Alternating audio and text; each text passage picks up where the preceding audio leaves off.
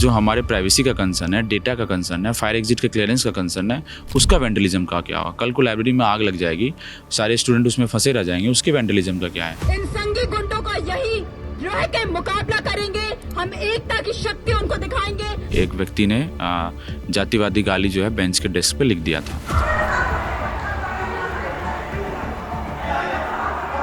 प्रतीक भारद्वाज का video viral हो रहा है जिसमें उनका आरोप है कि वो आप लोग उन्हें दौड़ाते हैं, वो बचने के लिए तीसरी फ्लोर पर शायद जाते हैं और वो महिला वॉशरूम में खुद को बचाने की कोशिश करते हैं, लेकिन आपके लोग उससे दरवाज़ा तोड़ते हैं, कोना टूट जाता है, उसमें फायर एक्सटिंग्विशर ठोस देते हैं और उसे ऑन कर देते हैं।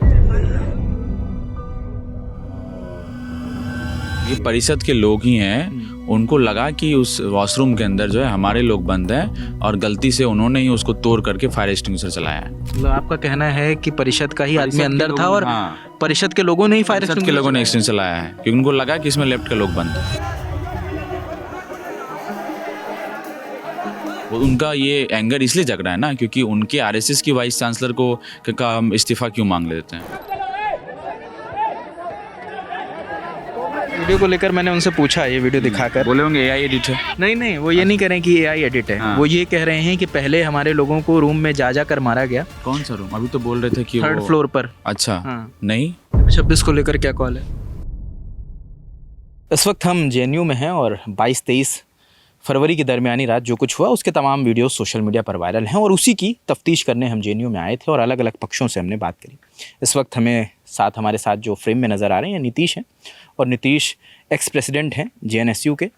नीतीश, ये बताएं, हम कल के पर आएंगे, उससे पहले जो लाइब्रेरी में घटना घटती है, जो डिजिटल चीज़ें लगाई जाती हैं, उनको तोड़ने का आरोप लगता है, उसके बाद रेस्टिकेशन होता है, वो क्या प्रकरण था? देखिए 20 अगस्त की ये बात होगी। उस वक्त मैं ही प्रेसिडेंट था यूनियन का, जब ये मशीन पहली बार लगाई जा रही थी। तो व्हाट्सएप ग्रुप्स में आने शुरू हो गए कि देखिए मशीन लगाया जा रहा है, यूनियन को इस पर बात करनी चाहिए। तो हम लोग गए वहाँ पे, अपनी बातचीत रखे, लाइब्रेरियन से बातचीत करने की कोशिश की, बट लाइब्रेरियन उस वक्त बात करने को तैयार। दिक्कत क्या थी इस मशीनरी से? पहले बोलने तो दीजिए। तो फिर हमने लाइब्रेरियन से बातचीत करने की कोशिश की। लाइब्रेरियन जो है वो बोली कि हम अभी नहीं बात करेंगे, मशीन तो बहुत पुराना डिसीजन है। हम 3-4 चीज़ें रखें कि आप कोई भी चीज़ किसी की बेहतरी के लिए लाते हैं, क्योंकि इसका उद्देश्य तो यही है कि आप बेहतरी के लिए ला रहे हैं। तो मान लीजिए आप किसानों के लिए कोई बिल बना रहे हैं, तो किसानों के संगठनों से पूछिए आप कम से कम। आप मज़दूरों के लिए कोई बिल लेकर के आ रहे हैं तो मज़दूरों से पूछिए। पत्रकारों के लिए कुछ बिल लेकर के आ रहे हैं तो पत्रकारों से पूछिए। तो हमने ही बोला कि अब स्टूडेंट्स की बेहतरी के लिए मशीन लगा रहे हैं। कोई टीचर का तो बायोमेट्रिक है नहीं कि टीचर का कोई कंसर्न है, स्टूडेंट्स का कंसर्न है। तो आप स्टूडेंट यूनियन जो चुना हुआ है उससे एक डायलॉग करिए आप। कंसर्न 4-5 थे। पहली बात कि फायर एग्जिट का क्लियरेंस लिया गया था कि नहीं, नंबर 1। नंबर 2, मशीन लगाने का उद्देश्य जो एडमिनिस्ट्रेशन का था उसके लॉजिक से हम लोग सहमति नहीं रखते थे। तीसरी बात, डेटा प्रोटेक्शन जो है ये कहाँ स्टोर हो रहा है हमारे फेस। उस वक्त तो ये भी नहीं था हमारे पास इन्फॉर्मेशन कि ये बायोमेट्रिक है, कार्ड वाला है या चेहरे वाला है, क्योंकि कोई ट्रांसपेरेंसी नहीं थी। बाद में हमें पता चला किसी तरीके से कि अनऑफिशियल सोर्सेज से कि ये फेशियल रिकॉग्निशन है। तो हमने ये पूछा कि जो डेटा है वो कहाँ प्रोटेक्ट हो रहा है, क्या प्राइवेसी के टर्म्स एंड कंडीशन है। कि हम कैमरे में भी अपने कैमरे को एक्सेस देते हैं मोबाइल में, तो कम से कम टर्म्स एंड कंडीशन तो आते हैं जिसको आप अलाउ करते हैं। तो ये सारे कंसर्न थे। बहुत ट्रांसपेरेंट तरीके से हमने लाइब्रेरियन को, एक्टिंग लाइब्रेरियन को, वाइस चांसलर को मेल भी कर दिया और फॉर्मली लिख करके भी दे दिया, बट वो मानने को तैयार नहीं थे। वो उनका लॉजिक था मशीन लगाने का कि हम आउटसाइडर स्टूडेंट्स को रोकेंगे। कास्टिस्ट वायलेंस जो लाइब्रेरी के अंदर होता है उसको हम रोकेंगे, क्योंकि उसके पहले एक व्यक्ति ने जातिवादी गाली जो है बेंच के डेस्क पे लिख दिया था। जस्ट मशीन लगाने के 1 दिन पहले की बात है। तीसरा आर्गूमेंट एडमिनिस्ट्रेशन का है कि इससे हम सेक्सुअल वायलेंस रोकेंगे जो लाइब्रेरी के अंदर होता है। चौथा आर्गूमेंट है उनका कि हम फिजिकल वायलेंस रोकेंगे जो कैंपस के अंदर होता है। अब हमारा ये मानना है कि कोई भी दुनिया की मशीन लग जाए वो तय ही नहीं कर सकती है कि सारा सेक्सुअल वायलेंस तो लाइब्रेरी के अंदर ही होता है। वो हॉस्टल के अंदर भी होता है, वो पति पत्नी अपने बेड पे भी जो है इंटीमेट पार्टनर वायलेंस भी होता है, डोमेस्टिक वायलेंस भी होता है। तो आप कैमरे से उस चीज़ को ख़त्म नहीं कर सकते हैं। 20 लाख का टोटल वो मशीन लाया गया था। हमारा ये कहना था कि ऑलरेडी यूनिवर्सिटी में एक बहुत बड़ा फंड क्रंच है, तो फंड का जो मिसयूज़ आप जिस तरीके से कर रहे हैं ये मिसप्लेस्ड प्रायोरिटीज़ है। इसका बेहतर इस्तेमाल सीटिंग कैपेसिटी को इंक्रीज़ करने में कर सकता है। ये सारे कंसर्न हमने पहले ही दिन रख दिए। बातचीत नहीं हो पाया। 21 तारीख को हमने दोबारा मीटिंग करके रात में सिट इन पे, इंडेफिनिट सिट इन पे हम वहाँ पे बैठे लाइब्रेरी के बाहर ही। 22 तारीख को दोबारा उन्होंने 21 की रात को 21 या 22 इस तारीख को दिल्ली पुलिस को उन्होंने बुलाया कैंपस के अंदर और ज़बरदस्ती लगाने की कोशिश की। तो वहाँ पे कुछ स्कफल हुए, उसके बाद जो है वो काम रुक गया। जेएनयू एडमिनिस्ट्रेशन खुद एक नोटिस निकालता है, उसमें रजिस्ट्रार का सिग्नेचर है। उस नोटिस में ये कहा जाता है कि हम एक कमेटी बनाएंगे और कमेटी सारे स्टेक होल्डर से पूछेगी और उसके बाद ही मशीन लगेगा, तब तक जो है स्टेटस को मेंटेन रहेगा। अब क्योंकि वो जो सिटिंग था वो केवल उस मशीन को हटाने को लेकर नहीं था, लाइब्रेरी की बाकी भी जो फंडामेंटल स्ट्रक्चर है, इंफ्रास्ट्रक्चर को लेकर के भी था। सीटें बनाना, जर्नल ख़त्म थे, धौलपुर हाउस का रेनोवेशन था, एसी की मरम्मत थी, लाइब्रेरी की नई एनेक्स बिल्डिंग थी, ये तमाम मांगे थी। तो लगभग 20 दिन सिटिंग चला, बट कोई एडमिनिस्ट्रेशन से डायलॉग करने के लिए नहीं आया। बट हमने ये था कि और उसके बाद चुनाव आने लगे तो हमें वो सिटिंग उठाना पड़ा। उसके बाद ये होता है कि चुनाव के बीच में, जब ये आपको अक्टूबर लास्ट की बात है, क्योंकि केयर टेकर यूनियन हो जाता है, इलेक्शन कमेटी के हाथ में चल जाता है, मोरल कोड ऑफ कंडक्ट है जहाँ पे आप कोई प्रोटेस्ट नहीं कर सकते हैं। अब उस बीच में, चुनाव के बीच में, एडमिनिस्ट्रेशन दोबारा जो है वो मशीन लगाने की शुरुआत कर देता है। बतौर केयर टेकर यूनियन के प्रेसिडेंट का नाते हम वहाँ जाते हैं, हम लाइब्रेरियन से दोबारा पूछते हैं, मैम आपकी ही रजिस्ट्रार का सिग्नेचर है कि आप कमेटी बनाएंगे, कमेटी कहाँ है? कमेटी बनी नहीं बनी? कमेटी बनी ही नहीं थी। अच्छा। बिना कमेटी बनाए उन्होंने जो है मशीन लगा दिया। अब जब मशीन लग गया उस वक्त, तो क्योंकि हम प्रोटेस्ट कर नहीं सकते थे तो उस वक्त कुछ हुआ नहीं। नया यूनियन चुन के आया, 4 को वोटिंग हुआ, 6 को रिजल्ट आ गया, 7 तारीख को पहली बार दोबारा फिर मीटिंग होती है नए यूनियन के साथ कि कमेटी कहाँ है बताइए। कोई जवाब नहीं है, कमेटी कुछ नहीं है। यूनियन से वो बोलेंगे अपना आईडी कार्ड दिखाओ, कहाँ है तुम्हारा आईडी कार्ड, जो एक्टिंग लाइब्रेरियन मनोरमा त्रिपाठी है, और कमरे में जाती है, उनको डराती है, धमकाती है, ये सारी चीज़ें वहाँ पे चलती है। जो नए पदाधिकारी बनते हैं। हाँ, नए पदाधिकारी जो बनते हैं। तो फिर उसके बाद एक प्रोटेस्ट कॉल होता है, 20-21 नवंबर की बात है, और तब तक स्टूडेंट्स को लगातार, जब से मशीन लगी है, फोर्स किया जा रहा है। स्टूडेंट रजिस्टर नहीं करा रहे हैं, उनको फोर्स करा करके बार बार लाइब्रेरी, मशीन लग गई इस बीच, मशीन लग गई है उसके बीच, और रजिस्ट्रेशन हो रहा है क्योंकि फेशियल रिकॉग्निशन है, तो आपका चेहरा स्कैन करके वो रिकॉर्ड कर रहे हैं, उसके बाद ही वो मशीन में जाती है। वो ज़बरदस्ती स्टूडेंट्स को वो करवा रहे हैं, बार बार मेल भेज रहे हैं, लाइब्रेरी के अंदर जा कर के उनको अपील कर रहे हैं, और गेट के अंदर जो है उनको आने के लिए नहीं दे रहे हैं। तो उस बीच में यूनियन के पास इतने सारे फ़ोन कॉल्स आने शुरू हुए, स्टूडेंट्स का कंसर्न आने शुरू हुए। यूनियन ने एक प्रोटेस्ट कॉल दिया दोबारा 20-21 नवंबर को, और दोबारा बातचीत करने की कोशिश की कि आप आइए, प्लीज़ बात करिए, स्टेटस को मेंटेन करिए, आप ही का नोटिस, हमारा नोटिस नहीं है। कमेटी बनाई है, स्टूडेंट यूनियन को भी रखिए उसमें, बड़ा एक कैंपस में हम डिबेट चलाते हैं इस चीज़ को, जो यही तो होता है। बेहतरी क्लब सबसे बात करिए ना, क्या दिक्कत है इसमें? थोड़ा डिले होगा और 1 महीना डिले करते हैं, हम यूजीबीएम कराएंगे, यूनिवर्सिटी का जनरल बॉडी मीटिंग होगा, वहाँ से हम मैंडेट लेंगे, इसके जो भी कंसर्न है हम उस पर बात करेंगे, कितने नुकसान है उसके, बट कोई सुनने को तैयार नहीं होता है। तो उसके बाद ओवरऑल यूनियन उसके कुछ हिस्से को वहाँ अलग करके रख देता है कि आप ये जिस तरीके से फोर्सफुली करने की कोशिश कर रहे हैं वो गलत है। अब इसमें एडमिनिस्ट्रेशन एक लार्जर वैंडलिज्म, पब्लिक प्रॉपर्टी के डैमेज का एक लार्जर आर्गूमेंट दे रहा है। इसको आप समझिए कि इस कैंपस में बहुत सारी चीज़ें हैं जो आप डिसीजन मेकिंग में यूनियन को रख ही नहीं रहे हैं। जो हमारे प्राइवेसी का कंसर्न है, डेटा का कंसर्न है, फायर एग्जिट के क्लियरेंस का कंसर्न है, उसका वैंडलिज्म का क्या होगा? कल को लाइब्रेरी में आग लग जाएगी, सारे स्टूडेंट उसमें फंसे रह जाएंगे, उसके वैंडलिज्म का क्या है? आज तमाम आप लाइब्रेरी, सेंट्रल लाइब्रेरी को मैं आपको फ़ोटो भेज दूंगा, उसके शीशा टूटा हुआ है, और जब बारिश होती है तो पानी शीशे के अंदर से बाहर, खिड़की से अंदर आ जाती है, और सारे किताब जो वहाँ पर रखे हैं वो सड़ जाते हैं। ये स्थिति बनी हुई, उस वैंडलिज्म का क्या है? तो आप डेमोक्रेटिक डिसीजन मेकिंग प्रोसीजर में यदि एक बड़े हिस्से को आप नहीं लेंगे तो वो कहीं ना कहीं एक कंसर्न इस तरीके के एक्शन में आएगा। और कोई ऐसा हमें शौक नहीं था कोई कि उस मशीन के कुछ हिस्से को तोड़ के निकाल देने का, बट सिचुएशन आप इस तरीके का क्रिएट करेंगे। स्टूडेंट के यदि प्राइवेसी का कंसर्न है, उनके एक्सेस का कंसर्न है, सबकी लाइब्रेरी, सबका अधिकार का कंसर्न है, तो यूनियन को कोई ना कोई डिसीजन लेना ही पड़ेगा। मुझे लगा कि ये आपका पक्ष जानना ज़रूरी था। हालांकि सवाल इसलिए ज़रूरी था क्योंकि शायद इन्हीं चीज़ों से वो जो रैली होती है परसों, उसकी शुरुआत यहीं से होती है, जब आप लोगों को रेस्टिकेट किया जाता है, फिर आप लोग प्रदर्शन पे बैठते हो, अनशन पे बैठते हो, जो अभी टेंट लगा हुआ है, उसके बाद फिर रैली निकलती है, और फिर रैली में तमाम आरोप लगते हैं, कुछ आपकी तरफ से लगते हैं, कुछ एबीवीपी लगाता है। अब रैली पर आ जाते हैं, रैली निकल रही थी, उसके बाद क्या हुआ? देखिए, समता जुलूस का कॉल था, एक तो रस्टिकेशन का डिमांड है ही, बट उसके अलावा लार्जर एक लगभग 2 हफ्ते से student major schools, more than 6000 SLSI, SSS, CLG, इसमें 6000 स्टूडेंट हैं, लगभग पूरे कैंपस में 9000 स्टूडेंट हैं, तो इसमें 6000 स्टूडेंट हैं। उन्होंने अपनी जनरल बॉडी मीटिंग करके ये रेजोल्यूशन पास किया कि हम स्ट्राइक पे जाएंगे इंडेफिनिट, जब तक डिमांड्स हमारे माने नहीं जाएंगे। वाइस चांसलर मैम दोबारा आज तक कभी बात करने की कोशिश, कोई डायलॉग करने की कोशिश उन्होंने नहीं किया। दोबारा वो सिक्योरिटी गार्ड भेजते हैं आउट ऑफ बाउंड ऑर्डर्स को इम्प्लीमेंट करवाने के लिए यूनियन मेंबर को कि आप बाहर जाइए कैंपस के। ये सारी चीज़ें चल रही है। उसी बीच में उनका पॉडकास्ट वाला बयान आता है। वो बोलते हैं कि दलित जो है प्रीत मानसिकता के शिकार हैं, यूजीसी रेगुलेशन अननेसेसरी और इरेशनल है। उसके लिए उसके खिलाफ हमने कंडेम किया उस चीज़ को कि आप इस तरीके से नहीं बोल सकते, लंबे संघर्षों का परिणाम है, कोई प्रीत मानसिकता के नहीं है लोग यहाँ पे। दलित बहुजन को आज जो कुछ भी मिला है इस समाज में, किसी भी लड़ाका समाज को, सिर्फ दलित बहुजन की बात नहीं है, कोई भी रेगुलेशन कुछ भी चीज़ें हमें मिली हैं, किसानों के लिए कुछ मिला है, पिछड़ों के लिए मिला है, मजदूरों के लिए मिला है, कोई खैरात में नहीं मिला है। लड़ करके लोगों ने छीन करके लिया है, अपने अधिकारों को लोगों ने छीना है। जो संविधान के आदर्श हैं उस आदर्श को सड़कों से लोगों ने लड़ के लिया है, खैरात में कुछ नहीं मिला और कोई प्रीत मानसिकता के लोग नहीं हैं। तो उस बयान को क्रिटिसिज्म करते हुए हमने ये कॉल दिया कि वाइस चांसलर के मैम के पास, घर के पास हम जाएंगे, उनसे बोलेंगे कि आप माफ़ी मांगिए, इस्तीफ़ा दीजिए अपना।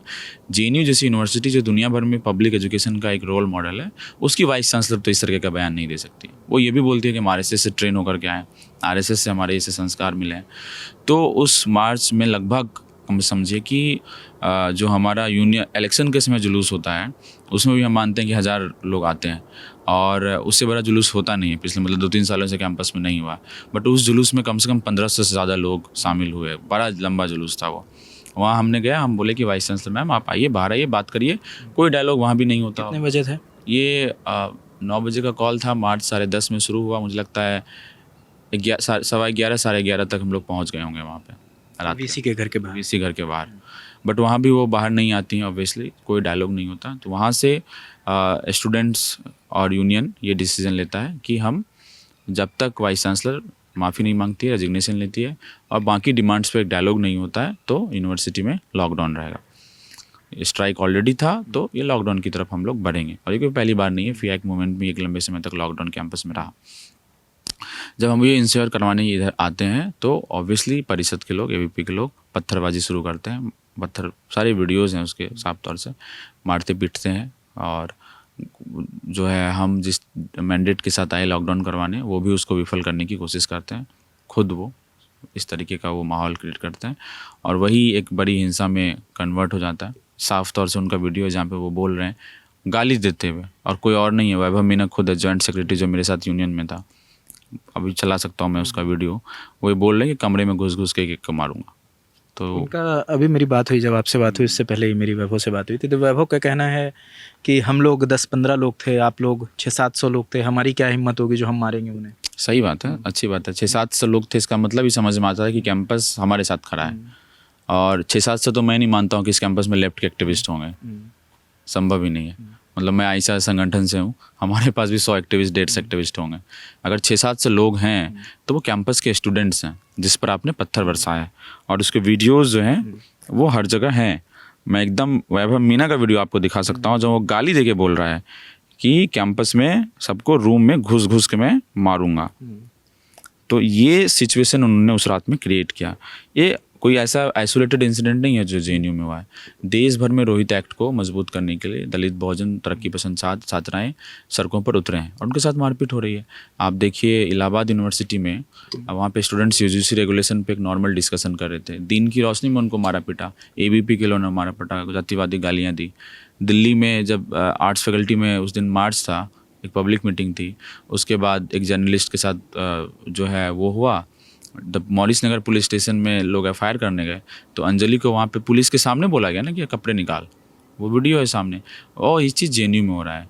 और ये मुझे लग रहा है कि 90 के दशक में जिस तरीके से एक सरकार ने OBC रिजर्वेशन दिया और उसके बाद एक बड़ा तबका जो है समझिए कि सड़क पर उतरा, मनुवादी सोच के लोग, संविधान के मूल्यों को जो नहीं मानते हैं, उसी तरीके का माहौल अभी के समय में क्रिएट हो रहा है। नीतीश ये बताएं कि आप तो वहाँ पे मौजूद थे, एक वीडियो और वायरल हो रहा है, प्रतीक भारद्वाज का वीडियो वायरल हो रहा है जिसमें उनका आरोप है कि वो आप लोग उन्हें दौड़ाते हैं, वो बचने के लिए तीसरी फ्लोर पर शायद जाते हैं और वो महिला वॉशरूम में खुद को बचाने की कोशिश करते हैं, लेकिन आपके लोग उससे दरवाज़ा तोड़ते हैं, कोना टूट जाता है, उसमें फायर एक्सटिंग्विशर ठोस देते हैं और उसे ऑन कर देते हैं और उनकी जान जाते जाते बची ये है। परिषद के लोग ही हैं, उनको लगा कि उस वॉशरूम के अंदर जो है हमारे लोग बंद हैं और गलती से उन्होंने ही उसको तोड़ करके फायर एक्सटिंग्विशर चलाया है। मतलब आपका कहना है कि परिषद का ही परिषद आदमी के अंदर था लोग- और हाँ। परिषद के लोगों ने ही फायर परिषद के लोगों ने एक्सटिंग्विशर चलाया है क्योंकि उनको लगा कि इसमें लेफ्ट का लोग बंद है, क्योंकि उस पूरी भीड़ का जो क्राउड इस तरीके का था उनका, वो इस तरीके का सिचुएशन। कितने लोग थे वो लोग? कम से कम 30 से 40 लोग आप होंगे। लोग कितने थे? हमारी संख्या तो ज़्यादा थी क्योंकि पूरे कैंपस के स्टूडेंट हमारे साथ थे। और कोई उनका यही तर्क है कि वो कह रहे हैं 30-40 अगर हम थे और आप 600-700 थे तो कौन जीतेगा? कोई लड़ाई तो हो नहीं रही है, कुश्ती तो हो नहीं रहा, 1-to-1 फाइट थोड़ी हो रहा है। वो गुंडे हैं, वो मारने के लिए आए हैं। और हमारे पास सारे वीडियोस हैं, वो हम दिखा सकते हैं कि जहाँ पे जेएनयू के चारों ऑफिस बेरर्स जो है वो बात करने की कोशिश कर रहे हैं, ठीक है, और वहाँ से पत्थर बरस रहा है, साफ तौर से वो दिख जाएगा। तो इंटरनेट नहीं चल रहा, मैं आपको भेज दूँगा। मैं चलवा दूंगा। तो ये सिचुएशन है। और ये को पहली बार, मैं वही, this is not an isolated incident. Union अभी तक स्ट्राइक कर रहा है, मार्च कर रहा है। परिषद के लोग जब इस लॉकडाउन के खिलाफ हैं तो वो क्या करने आ रहे हैं स्कूल एरिया रात में? सिंपल सी बात है। वो उनका ये एंगर इसलिए जग रहा है ना क्योंकि उनके आरएसएस की वाइस चांसलर को का हम इस्तीफा क्यों मांग लेते हैं? वो तो खुद ही वीसी का विरोध कर रहे हैं। वीसी का विरोध कर रहे हैं, लेकिन वाइस चांसलर तो बोल रही है ना कि हम आरएसएस हैं, और एबीपी आरएसएस का ही तो छात्र संगठन है। तो जाए आरएसएस के खिलाफ प्रोटेस्ट कर ले एक बार, क्या दिक्कत है? आइए हमारे साथ, हम तो रोज़ करते हैं, हमारे साथ आ जाइए आप। क्योंकि जो आप आरोप लगा रहे हैं वही वो आरोप लगा रहे हैं। वो उनसे बात हुई तो वो कह रहे हैं उन्होंने पत्थर चलाया। अभी सुबह अदिति से बात हो रही थी तो अदिति कह रही थी उधर से पत्थर चल रहे हैं। देखिए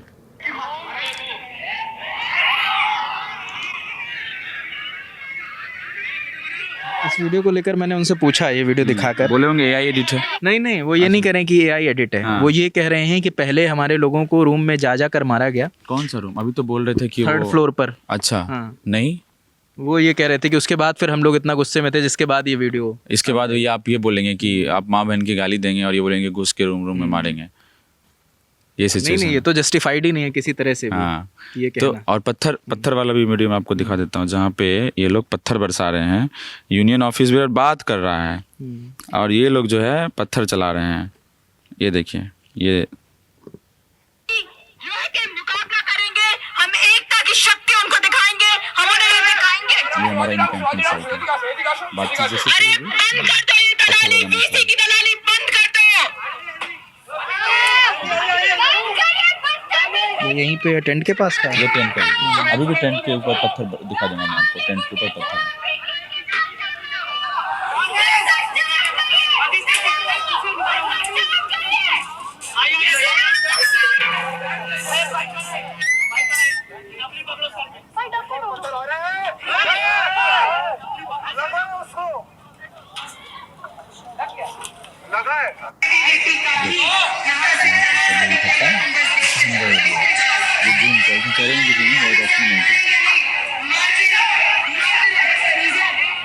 वैसे वीडियो वो भी रखे हुए हैं। हाँ, क्या उसमें पत्थर चलाते हुए दिख रहे हैं लोग, हमारे लोग? ये तो आइडेंटिफाई करना पुलिस का काम है, मगर जो हाँ। मैं आरोप ही बता सकता हूँ कि उन्होंने क्या कहा और आपने क्या कहा। मैं वही बोल रहा हूँ कि इस वो चीज़ तो को आइडेंटिफाई पुलिस करेगी। इसको समझने की जरूरत इसी तरीके से है कि जेएनयू में ये हमला आइसोलेटेड इंसिडेंट नहीं है। ये हमला देश भर के अलग अलग विश्वविद्यालयों में जब छात्र, बहुजन छात्र, दलित छात्र, तरक्की पसंद छात्र सड़कों पर उतर रहे हैं कि आप जातिगत भेदभाव जो कैंपस में हो रहा है उसके लिए एक छोटा सा कानून आया, बहुत कमज़ोर कानून है, सुप्रीम कोर्ट ने स्टे लगा दिया है। हम ये डिमांड करें कि आप उसको रोहित एक्ट के तर्ज पर लागू करिए। तो आवाज़ें उठ रही है, लोग सड़कों पर आ रहे हैं। तो ये कौन सी ताकत है जो आज उसके खिलाफ खड़ी हो रही है? 90 के दशक में कौन था और अभी के समय में कौन है? ये तमाम लोग वही हैं। ये जो अभी इनके मोदी जी जो है हिंदू सम्राट हुआ करते थे, उनकी जाति आज देश को पता चल गई कि वो तेली हैं, घूम घूम के वो बोल रहे हैं।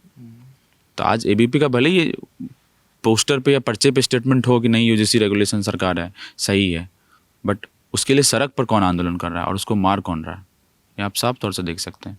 मॉरिस नगर पुलिस स्टेशन के अंदर किसने बोला कि भाई कपड़े निकाल, और 50-100 लोगों की भीड़ ने घेर लिया कुछ लोगों को? ये तो देश भर में हो रहा है। तो आज जब हम वाइस चांसलर के इस कास्टिस्ट रिमार्क्स के खिलाफ जुलूस निकालते हैं, एबीपी का कोई स्टेटमेंट नहीं है, there is no statement of ABP कि जहाँ पे वाइस चांसलर ये बोल रही हैं कि दलित जो है प्रीत मानसिकता के शिकार हैं। नहीं है कोई स्टेटमेंट। ये जो अभी कुछ लोग उनकी तरफ से मुझे मिले जिनका सर पे चोट लगी हुई है, हाथ पे कटा हुआ है, अभी उनका भी मेडिकल रिपोर्ट आ गया है। उनका जो आरोप है कि आप लोगों ने कमरों में घुस के मारा, जहाँ पर वो छुपे थे वहाँ से निकाल के मारा। नहीं, ऐसा कोई मारपीट नहीं हुआ है। ऑब्वियसली वो जो अब पता नहीं किस तरीके से मेडिकल रिपोर्ट उन्होंने बनाया है, क्योंकि मेडिकल रिपोर्ट हमारे पास भी है, अदिति का खुद MLC है हमारे पास, जो आई थिंक वो दिखाई होंगी आपको कि उनके साथ भी चोट लगा, हमारे कई लोगों पे चोट लगा, कई लोग तो हमारे जा नहीं पाए, उनको डर लगता है कि हम अपना अगर बाहर निकाल के लेंगे तो ये भी फिर हमको टारगेट करेगा। इंजीनियरिंग के स्टूडेंट्स ने स्टेटमेंट निकाला है साइन करके 15 लोगों ने, वो स्टेटमेंट हम आपसे शेयर कर सकते हैं। वो किसी संगठन के है भी नहीं, वो तो कॉमन स्टूडेंट है, इंजीनियरिंग के हैं, जिसको ABP अपना घर मानता है। वहाँ के स्टूडेंट मार्च में शामिल हुए थे और उनके खिलाफ दे वर द फर्स्ट विटनेस कि पत्थर चलाना शुरू हुआ। अभी 26 को लेकर क्या कॉल है? 26 को जो है बेसिकली 2 मुख्य मांगों के साथ कि रोहित एक्ट को लागू किया जाए, UGC गाइडलाइंस को रोहित एक्ट की तर्ज पर लागू किया जाए, और वाइस चांसलर जो JNU की हैं मैडम शांति श्री धूलीपुरी पंडित, वो अपना इस्तीफा सौंपे और माफ़ी मांगे। अच्छा, ऐसा क्यों लग रहा है कि UGC अगर सुप्रीम कोर्ट ने कमेटी बनाई है, एक्सपर्ट्स होंगे, शायद चीज़ें और बेहतर होकर निकलें, चीज़ें और स्पष्ट होकर निकलें? देखिए, ये पहले ही देश के आंदोलन ने तय किया है। आप कर्नाटका में देखिए, जब रोहित विमला की इंस्टीट्यूशनल मर्डर होती है, उसके बाद एक लंबी कैंपेन फॉर रोहित एक्ट करके कमेटी बनती है, वहाँ सड़कों के आंदोलन से लोग जो भी हैं एक्सपर्ट हैं उसमें, और उसके बाद वो एक ड्राफ्ट प्रपोजल कर्नाटका असेंबली में भी गया, वहाँ पे वो एक बहुत अच्छा प्रपोजल है, और वहाँ पे मेजर बहस यही है कि OBC को शामिल करें कि नहीं करें। उस चीज़ को रिजॉल्व करने के बाद वो चीज़ें आगे बढ़ेंगी। तो मैं ये बोल रहा हूँ कि ठीक है, सुप्रीम कोर्ट ने स्टे लगाया, वो बहुत ही हमारे लिए आप समझिए कि ये सही जजमेंट मुझे नहीं लगता है कि वो है। जिस तरीके से दुनिया भर के इतने सारे जजमेंट होते हैं, उसमें तो सुनवाई नहीं होती। यहाँ पे 4 प्रोटेस्ट हुए, ऐसे चुटकी बजा, अगले दिन हियरिंग हुई, परसों स्टे लग गया। दुनिया का ऐसा कौन सा कानून है ये जो जिसका गलत इस्तेमाल नहीं होता है? चाहे वो रेप का हो, दहेज का हो, कौन सा कानून है? कोई कानून नहीं है। अब इस शर्त पे कि गलत इस्तेमाल हो सकता है, आप उसको लागू ही नहीं होने दे रहे हैं। और हम इसके साथ ये भी बोल रहे हैं कि वो भी जो सिक्योरिटी रेगुलेशन है वो कोई बहुत पुख्ता नहीं है। तो कास्ट डिस्क्रिमिनेशन में वहाँ पे EWS को भी जोर दिया गया है, डिजेबिलिटीज़ वाले भी कंसर्न उसमें है। मैं ये बोलूँ डिजेबिलिटीज़ डिस्क्रिमिनेशन नहीं होता है, बट उसका एक अलग सेक्शन हो सकता है कि वो डिजेबिलिटीज़ के डिस्क्रिमिनेशन को डील करने के लिए स्पेसिफिक हम कानून बनाएंगे। जिस प्रकार से सेक्सुअल हैरेसमेंट के लिए GSK या ICC है, तो उसी तरीके से कास्ट डिस्क्रिमिनेशन के लिए एक अलग कानून होगा। बहुत सही नहीं था, आप उसको थोड़ा लागू होने देते, देखते क्या दिक्कतें आ रही, उसको और बेहतर बनाते। तो सुप्रीम कोर्ट, ऑब्वियस सी बात है, उम्मीद करते हैं हम अपने देश की संस्थाओं से कि एक बेहतर कानून बन के आए। लेकिन सरकार की चुप्पी बहुत ही सोचने लायक है कि जब पहली बार देश में कानून बना था, पहला संविधान संशोधन हुआ था, सुप्रीम कोर्ट ने स्टे लगाया था लैंड रिफॉर्म्स रिडिस्ट्रीब्यूशन वाले पे, जमींदारी एबोलिशन एक्ट पे, और तुरंत संविधान में जो है पार्लियामेंट ने कानून पास किया और उसको 9वीं अनुसूची में डाल दिया कि इस पे कोई जो है जुडिशियल जो है वो नहीं हो सकता है। सरकार क्यों चुप है? सबसे बड़ी बात तो ये है, आप पार्लियामेंट में तो कानून बना ही सकते हैं, उसको 9वीं अनुसूची में डाल दीजिए रोहित एक्ट को, क्या दिक्कत है? तो सड़कों के आंदोलन को जब तक हम तेज़ नहीं करेंगे, हमें नहीं लगता है कि इस देश के इंस्टीट्यूशन अभी इतने कैपेबल हैं अपने आप में कि वो समाज के एक बड़े हिस्से के लिए बहुत अच्छे से सोच पाए।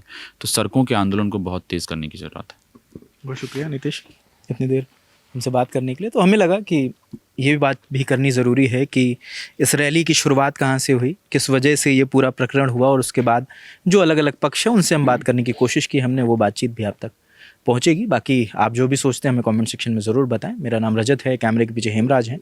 देखते रहे लल्लन टॉप। शुक्रिया।